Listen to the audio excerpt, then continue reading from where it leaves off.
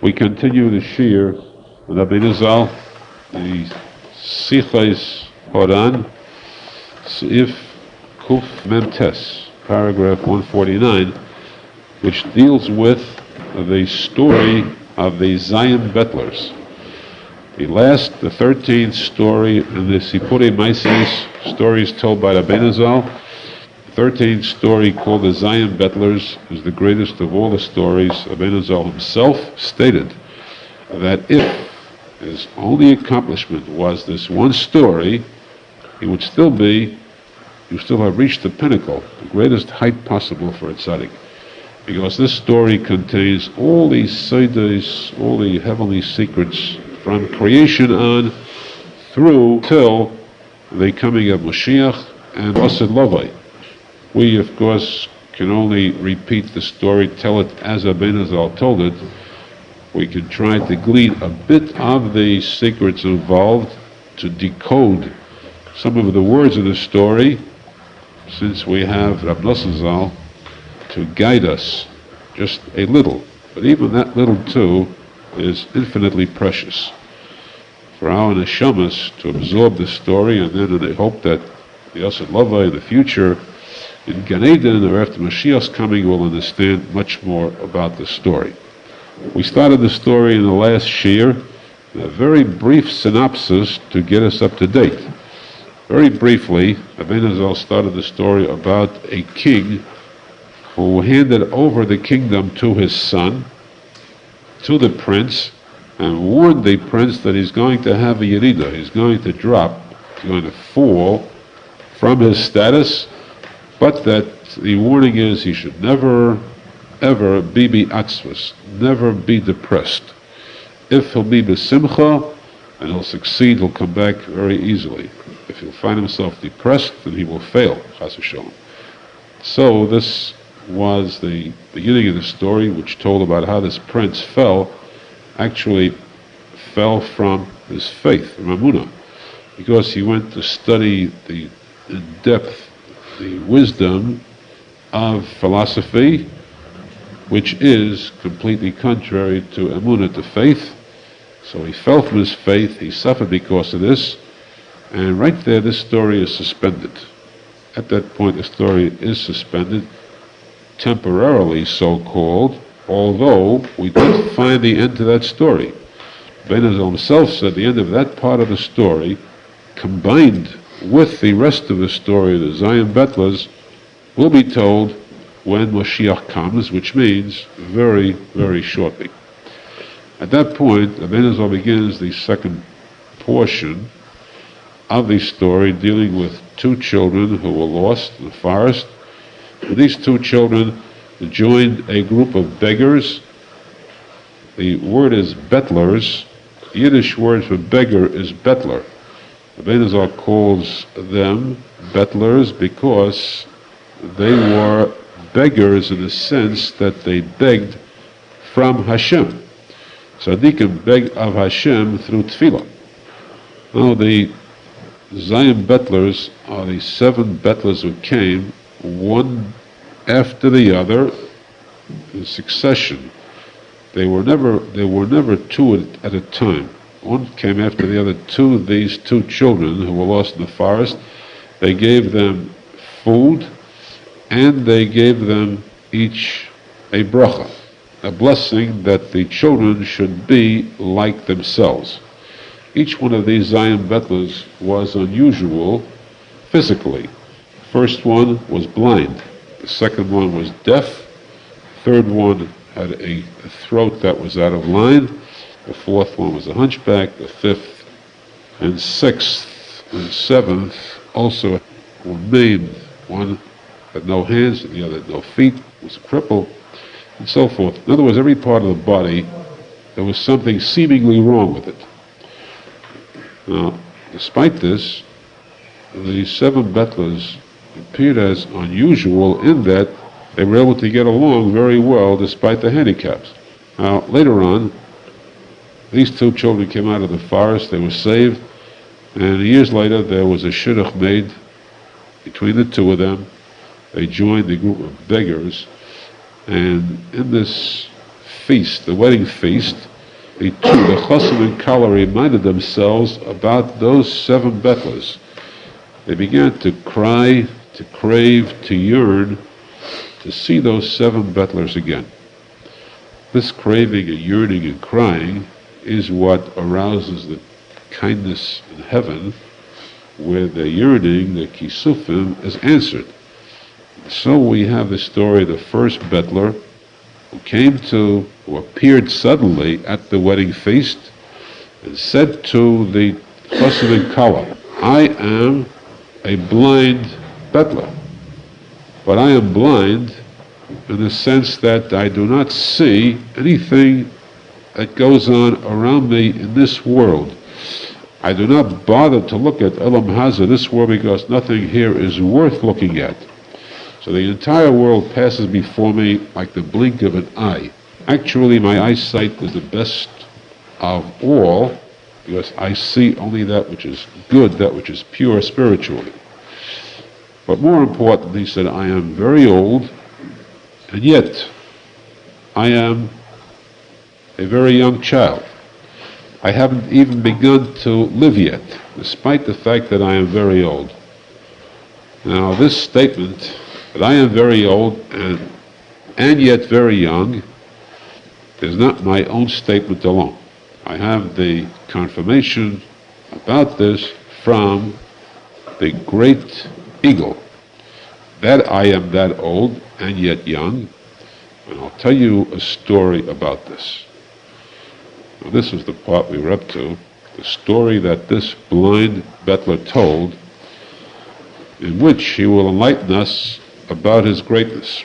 Again, we must remind you that these Zion bettlers were 7 of the 7, that is, actually 1. The secret is that there was one bettler who possessed all these traits, all these powers.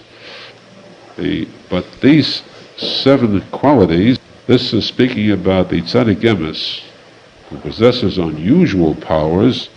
Each one of these powers will be described here.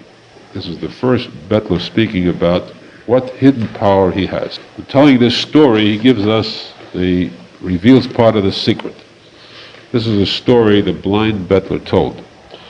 One time, there were a group of people traveling in small boats on the sea.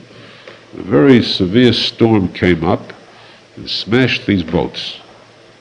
Actually smashed them, destroyed them completely. The people were rescued. Somehow they were saved, and they came to an island with a tower on it, a fortress. They went up into this fortress, and there they found tables set with best food, drink, and clothing for themselves, and everything they needed, every type of luxury that could be imagined. So they sat, relaxed, and began to have a discussion among themselves.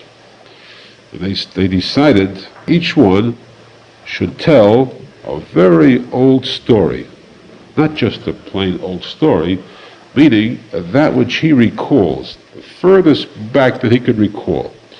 The idea was, let us see who could recall to his earliest youth. The average person can recall something which happened when he was 4 years old, 3 years old, perhaps 2 years old. They wanted to test the memories of these people to see how far back they could remember. What is the first thing you recall in your lifetime? It was only fitting that they should give cover to the eldest one there.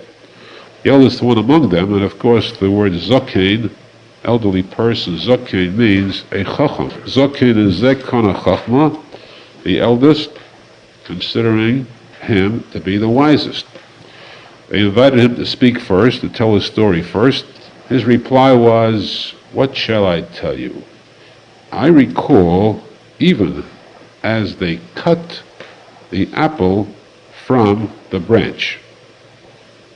No one there among the regular audience understood what he said. The wise men all said, they gasped and said, that is certainly a very old story to recall recall when the apple was cut from the branch. It's an unusually old story.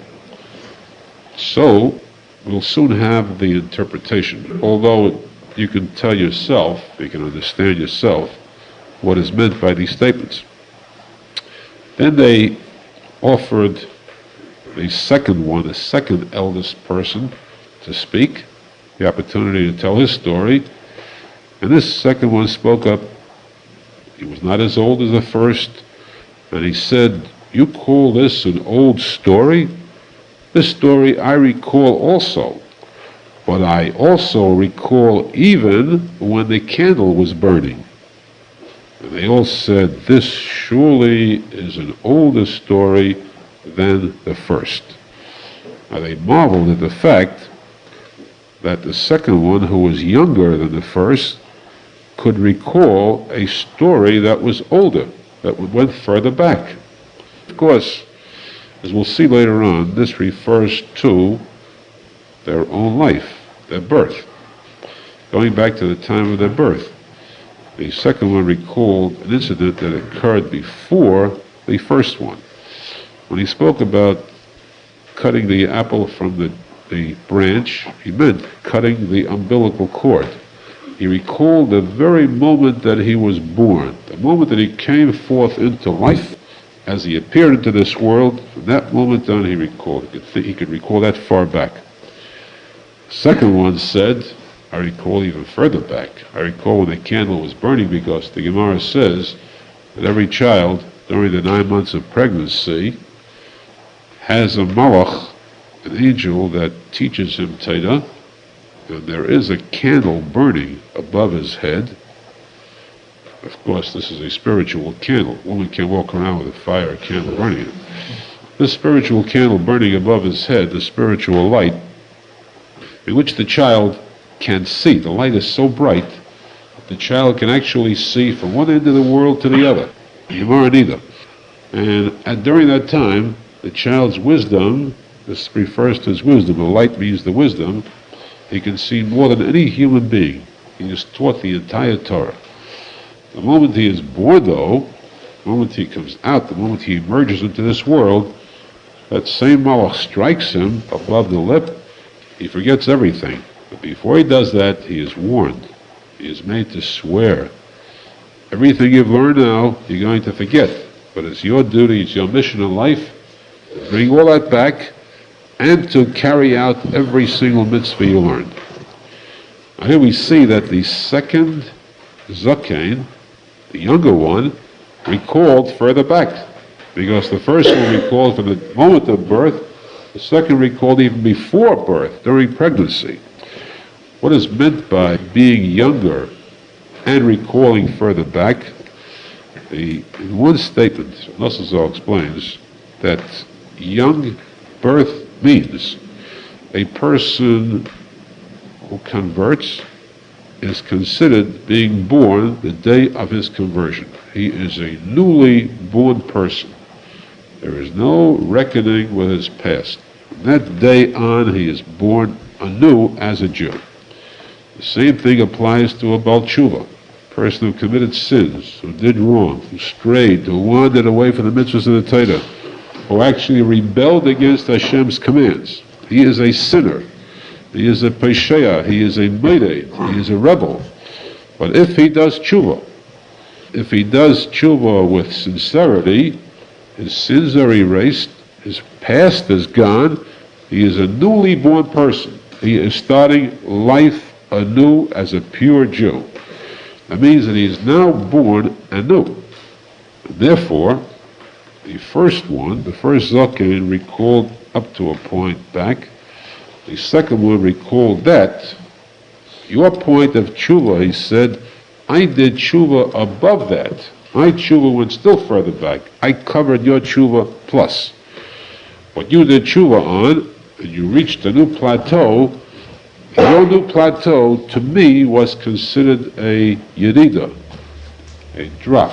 I did tshuva on that one. I reached still further back. I was born anew after that. This was the second one. Then they called upon the third one, who was still younger. He said, I recall even as the fruit began to take form, as the fruit was taking shape, that's what I recall, which means the moment of conception, when the child, the infant, begins to form, that's what I recall. The very moment of conception, which goes still further back. So they said, they all testified to the fact that surely is an older story. Let us hear what the next one says. Now, there were 8 Zikanim there. 8, each one younger than the other, and they spoke in turn according to age. And each one recalled further back than the other. The 4th one, who was still younger, spoke up and said, I recall, even before the formation of the fruit, before the fruit came into existence, I recall when they were first bringing the seed to plant in order to grow this fruit. Which means, even before conception, the seed is first brought to the woman, and from this seed, then there is conceived and formed a child. Rosenfeld says, note that these first four deal with the child in connection with the mother, the woman. The next 4 are an entirely different category. Therefore, the Rosenfeld says that the secret, the side of this part of the story deals with the secret of the mitzvah of tefillin. Tefillin comes in 2 parts. There is tefillin shel reish, tefillin of the head, tefillin shel yad, tefillin of the arm. What is the difference between these 2 parts, and why 2 parts? Side is that everything in existence, from heaven down to earth, everything, as Zohar Kodesh says, was created male and female. Everything. Kaviyocha. We can use that term even in heaven. We say always, L'shem yichud kutshabrichu u'shchintei. Kaviyocha, the yichud, combining of Hashem and the Shekhinah, the king and the queen, Shabbos Malkuso, the Shabbos queen, Hashem Melech. Throughout everything that was created, there is always the male and female part, and it's always the ultimate is to combine the 2. Just as a child is born, a male child is born, a female child is born, there is the mitzvah, the first mitzvah of the Torah, the mating of the 2. That will perpetuate the race. That is the very first one of the 613 mitzvahs. That is the goal. Person is not complete until he is mated, until he's married. So too in every mitzvah also, there is male and female. In the Shabbos itself, Ma'alei Shabbata, Friday night is called the female portion of the Shabbos, the Nukva, and Shabbos day is called the male. In Tefillin also we have the Tefillin Shel Reish, the head portion of the Tefillin is the male. The Tefillin Shel Yad is called V'hoya li'oisal Yod-Cho. Yod-Cho should be spelled Yud-Dalet-Chof. The Torah it is spelled Yud-Dalet-Chof-Hey. The Hey always denotes the Keva. Adding a letter Hey denotes the Keva. Above in heaven, the Shekhinah is called the letter K. Yud-K, Vav-K. Letter K is the Shekhinah. The Yod-Cho with the Hey at the end shows that the hand, part of the Tefillin, is the Nekeva, the female portion. Now both of these have the same 4 parshas. There are 4 parshas, paragraphs of the Torah that are contained in the Tefillin. The head Tefillin are on a higher level, therefore the 4 parshas are in 4 separate chambers. The Tefillin Shel Yad, lower level, but still Tefillin and Kedusha, the same 4 parshas together, one cloth on one piece of parchment in one chamber in the Yad. So these first 4 Zikanim were referred to the mitzvah of Tefillin, the female portion. That's why they spoke about recalling the birth pertaining to the mother, the female. From the time, the earliest one, time that the seed was brought to be planted, which means to the Nekeva, and then the subsequent formation of the Tinaik, the Vlad, the child, and then the candle burning, which means during the period of the 9-month period, till ultimately the emerging of the child. Those 4 deal with the tefillin shel yad. Now the 5th zaken, 5th, 6th, 7th, and 8th deal with the duchra, the zohar part. And therefore, the 5th one, who went still further back, spoke up. He was younger and said, of course, again, we note that younger means a greater tzadik. He said, I recall even the chachamim, the wise ones, who planned and drew this seed, who brought this seed into being, the seed that was planted, which became the fruit. Why the chachamim? Because, as the Gemara says, this tipa zera, originates from the brain. The brain of the father produces this seed. It's continuation of the brain to the spinal column.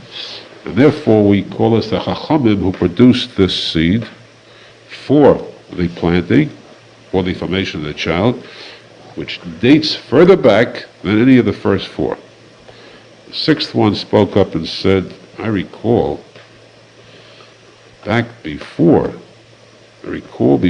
there was anything like taste. The fruit has a taste. Now, that taste is given into the fruit after the fruit is brought into being, after it materializes. But where does that taste come from? The taste itself, it's intangible. That taste exists somewhere as it's brought and injected into the fruit. I recall this taste before it even entered into the fruit. The 7th one said, I recall smell, the aroma of the fruit before it too was injected in the fruit. The 8th one said, I recall the looks, the appearance of the fruit before this appearance was drawn upon the fruit. These 3 items, taste, smell, and appearance, looks, refer to the nefesh, the ruach, and the neshama, the 3 parts of the soul, one higher than the other. The nefesh is the lowest part of the soul, the tam. The ruach, middle part, corresponds to the reach, the smell, and the mare, the appearance, is the neshama. These 3, of course, were created before the child. There is a production in heaven which produces the spiritual. For every child that is born, there is first produced the soul, 3 parts of the soul in heaven, and these are injected into a child as the child is born. Eventually, when a person dies, it's by the simple expedient of withdrawing this soul from the person, and the body becomes lifeless again. So these last 4 refer to the male part. This all comes from the duchra, the zohar, and it goes further back than the first 4. Now, this is a story that the blind bettler was saying. We were sitting there, and these 8 zakenim told about how far back they could recall.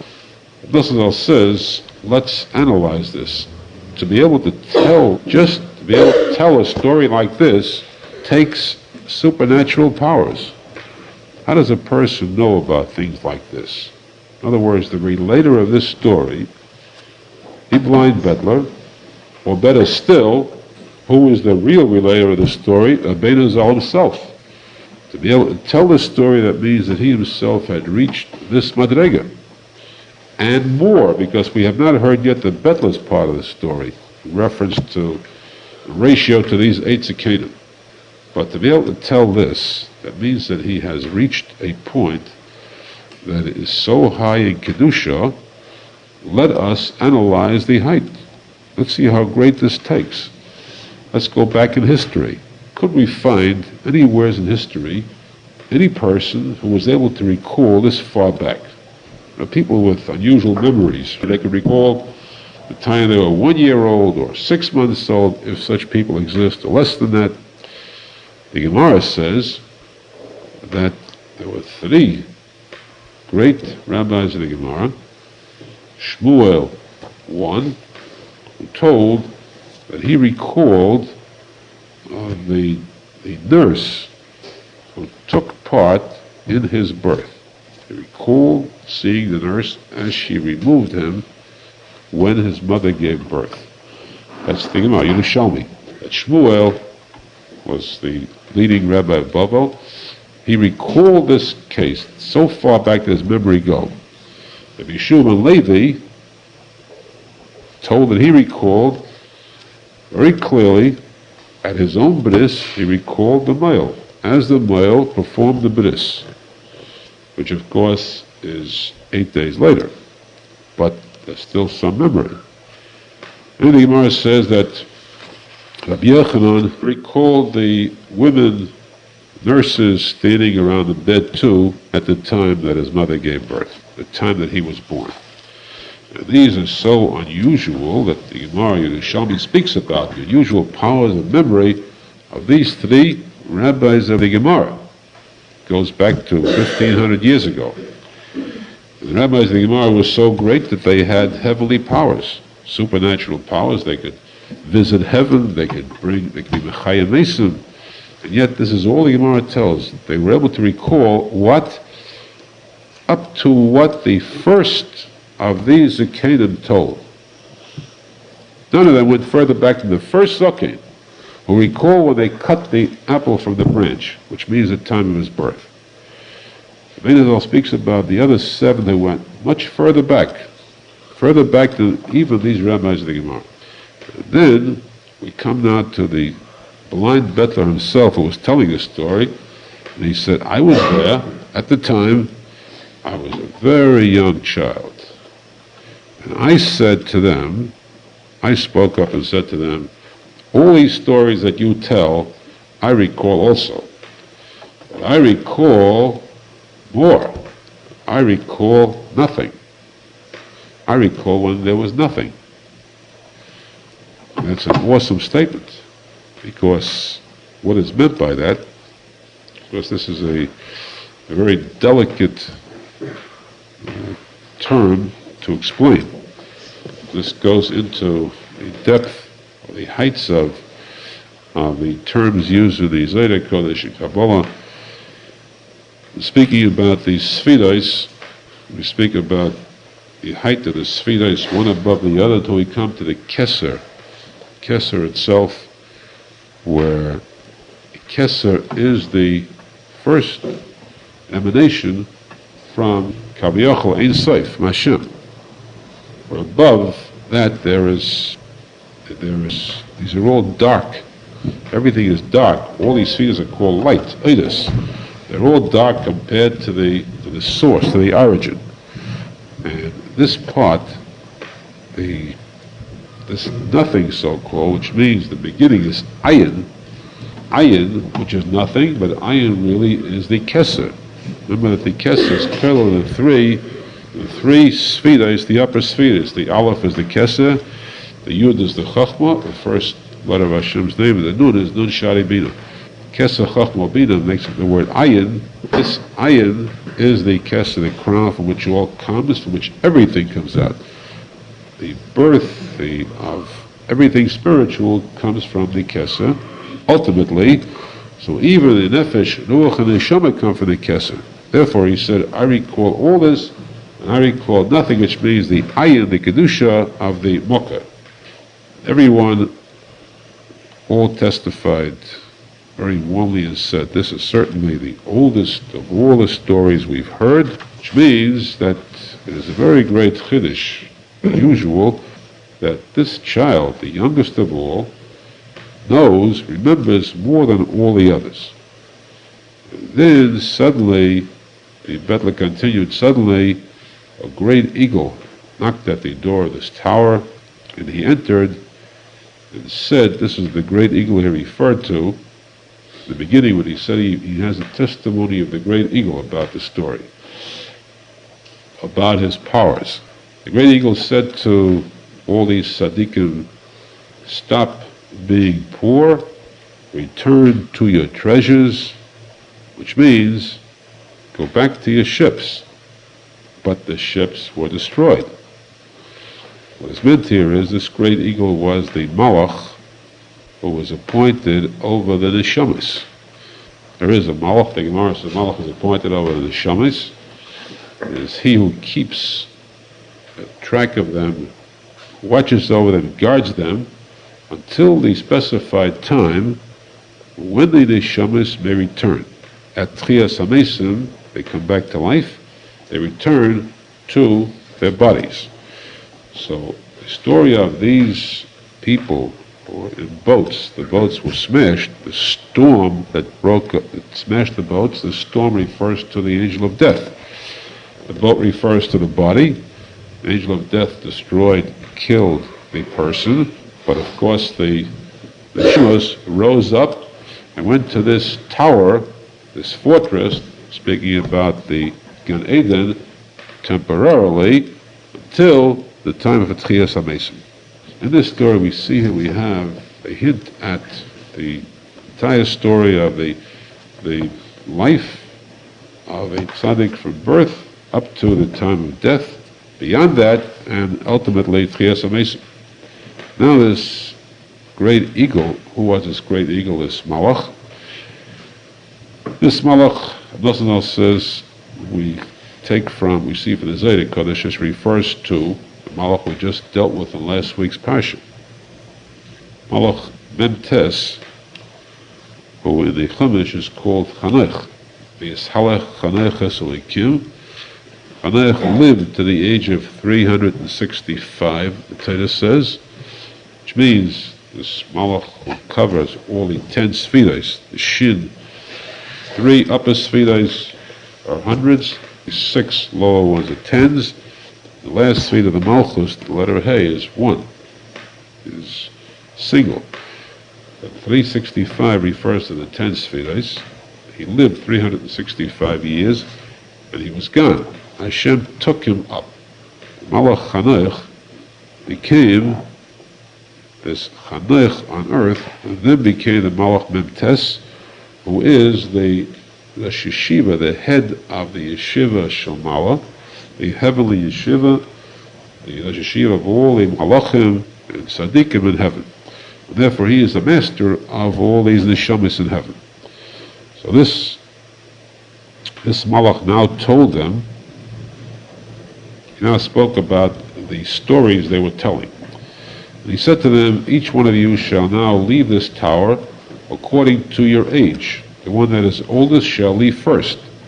And the first one, the oldest means in wisdom, therefore the first one shall be this child, the blind Bedla, because he is really older than all of you. We consider age according to wisdom. Then he said, I will now explain the stories that each one told.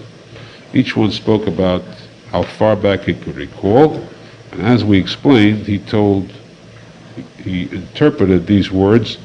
The cutting of the apple from the branch means the time of birth itself, and the second one, the candle burning, that's the ner. They like the candle burning. The Zaydik Kodesh says, what is this candle? What is this light? That's the spiritual light of the ner. Is Nunadej is nefesh ruach for some, or the Neshama Ruach for those who have already improved themselves or bettered themselves in the past Gilgulim. This Ner, the soul within, is what brightens up this period when there is a connection, a tie between the soul and the body during the time of pregnancy. And with the spiritual power, a child can see the entire area around him, the entire world, and can understand the entire Torah. This is what this second Zokin remembered. The third one, speaking about the formation of the apple, the fruit, means the beginning of the formation of the body. That's the time of conception. The fourth, when they were bringing the seed, you recall when the Zeta was first brought and first arrived. The fifth recalled the Zeta from the Mayach, when the Zeta was still in the brain of the father. The sixth, seventh, and eighth recalled the Nefesh, Ruach, and the Neshama. This Tinek, he said, this child, who is the greatest of all, he recalled something which is beyond and above the concept of time. You speak about time, we say talking, recalling further back and further back. That's still tachas hazman, still dictated by time. But to go into bechinas ayin, the nothing, the ayin, the keser, that's above the conception of time, it is not dictated to by time. It's not restricted. He said, now you may all return to your bodies. This is Tchias HaMesim. And you, he said to the blind bettler, you come with me because you are just like me, myself. I too am old and very young. It is about the Menachem test. The posek says, Nar hoyisi vegam zakanti. I am nar, I am a youth, yet I am very old. I am the oldest. He is called the Sar Ha'olam, first the chief angel of the world. Yet he is called Nar, Chanech Lanar Al Pi Darkei, because of the fact that the real tzadik is one who is always, every moment he is reborn. We said about Mashiach, Ani Hayim Yilideticha. Ani Hayim Yilideticha, that the moment that he comes to, that he appears, it will be as though he was just born, when actually he's been here for centuries. So this blind bettler said, as a result of this story, you can see that I have the confirmation of the great eagle that I live a very, very long life. Chayim Aruchim. Now, he said to this Chassan and Kala, these two children, I hereby give you this long life of mine as a wedding gift. Before, when I met you in the forest, I gave you a bracha. You should be like me. Now I actually give you this as a gift. It was a very great simcha, tremendous simcha. Everyone was very happy about this incident, and the blind bettler disappeared. Of course, this again refers to everyone. A person becomes an Odom HaSholim at his chassan. At that time, there is a special gift given to a chassan kala from heaven. The gift is a complete kapara for their sins. There can be no greater gift than that, complete whitewash. Chassan and kala start life anew, new, fresh life without any dark stains from the past. It is this gift that's given to them from heaven, and it's at that moment they can rise to the greatest height. And that is why it was at that moment that the tzadik emes, the bettler, came and said, now that you are married, I can actually give you this gift. Before I gave you a bracha, you should be zecher to it. Now that you're fit to receive it, I give you this as a gift, which means that I accept you to be attached to me, part of me, and therefore my long life will be fused into you. You'll receive part of that. All this occurred on the first day. As you know, at a wedding there is Sheva Brachos, 7 days of feasting. The first day of the feast, Sheva Brachos, they yearned for the first bettler. He came, and there was a very big simcha. Now on the second day of the 7 days feast, the chassan kala began to recall the memory how the second bettler, the deaf bettler, appeared, and how he too had given them bread when they were starving. He'd given them new life. So again they started to cry and to yearn and to hope for, to long for the possibility of seeing this deaf bettler. How can we get this bettler here? Amidst their crying, suddenly he appeared. And he said, I am here. And they fell upon him, they kissed him, and he said to them, rejoice, because now I am going to give you a gift that you should be like me. Like me, meaning that I have a special power that I live a very good life. I live the best kind of life possible. First, I gave you the bracha, you should be zecher to this, Now I give you this Chaim Tovim of mine, this good life, as a complete gift. First, you think that I am deaf. It appears to you that I am a deaf peddler. The fact is that I am not deaf at all. It is just that everything that goes on in this world is not worth listening to. There's nothing in this world that is worth listening to, because everything you hear in this world is only griping, grumbling, groaning, complaining about what a person is missing, what a person is lacking, what a person needs. Every sound you hear coming from people is about things that they want.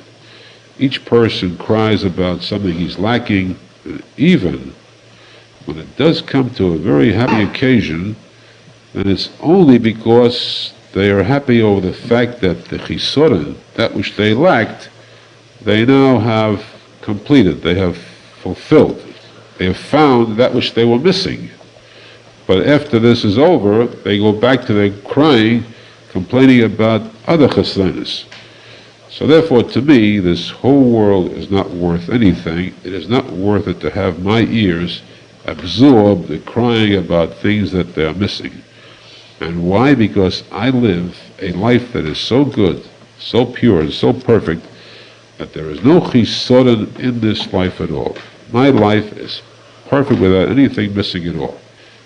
Now, as to this statement, I have the confirmation about this, that I live such a perfectly good life, from a country, the country of great wealth. This country, the people in that country will testify to the fact that I live a perfect life of Chaim Tovim. And this Chaim Tovim of mine, he said, is that I eat bread and drink water. That's a perfectly happy life, a perfect life. Now, why would that be a perfect life? Because we find that in the Torah, when Hashem says to the Jews, that if you will obey my mitzvahs, if you will conduct yourselves properly and perfectly, loyally, devotedly, if you'll fulfill all the mitzvahs that I give you with perfect faith, in turn I will bless you. I'll give you the blessing of Hashem. And what is that blessing? Will bless your bread and your water. I give you bread and water. Which means that it is not the kind of food that a person eats. A person can have the juiciest steaks and not enjoy it, either because he has ulcers, chas v'shalom, he's sick, or because his taste is spoiled, or because he is not satisfied for some reason. He can never be satiated, or because he overeats, and then he suffers from it. A person who is given the bracha of true taste of real goodness and purity, can find the greatest enjoyment in bread and the greatest enjoyment in water more than another person could find in sweet drinks or in alcoholic beverages or anything else that the person may eat or drink. Proof of this is very simple. You find that a person, you take a non-religious Jew, or a havdil, a goy, who goes to a banquet that is held in the most expensive hotel, by the best caterer, or the most expensive restaurant, and there a fortune is spent on the food, greatest culinary delicacies, fit for a royal family. They enjoy this meal to an extent. They walk out filled, satisfied. But could this ever compare to a poor person who has never seen the inside of a fancy hotel or a good caterer? This poor man sits down at his royal table on a Friday night at a Shabbos meal where the challah, freshly baked challah, for the sake of the mitzvah of Shabbos, is the first thing he makes a mitzvah on. The taste of that challah as he eats it Friday night is far better. It contains a spice called Shabbos that surpasses anything that is man-made on this earth. This is uberachas lachmucha. Hashem gives us the bracha of Shabbos, puts the spice into the bread of Shabbos. Shabbos is in the category of Gan Eden. If a person lives purely, that person can have Gan Eden all week. He can have this spice, this heavenly spice of Gan Eden, during the entire week. So therefore, the bread that he eats throughout his life, the water that he drinks, will be that heavenly water, that heavenly bread that has the taste of Gan Eden in it. This is the kind of life, this was the symbol of the kind of life that this bettler, this deaf bettler, enjoyed. This, he said, I have a story behind this, a testimony by the land of great wealth. This story we'll take up next Shir Mitzvah Shem.